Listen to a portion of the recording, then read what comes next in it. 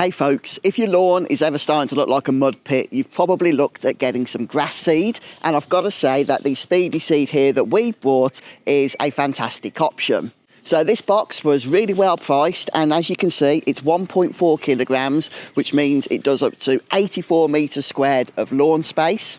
But the reason I recommend choosing something like this is that this has been specifically designed for the lawn types that we have here in the UK. It's hard wearing, so if you've got a busier lawn because you have kids or pets, then this is going to manage with those absolutely fine. It's specifically designed to handle our climate here in the UK. And it's a lot faster than you might otherwise get with other seeds, because you can start to expect results with this within just 7 to 14 days. And the way you use it is really simple. Opening up here, sprinkle it onto your lawn, and then optionally you can get the rake out if you want to spread it out a bit. So if you're going the complete hog, it's shake, rake, then water. But honestly, this Speedy seed is a great option. It's absolutely brilliant reviews. Definitely something that you might want to check out if you want to seed up your lawn. Yeah. Hope this helps.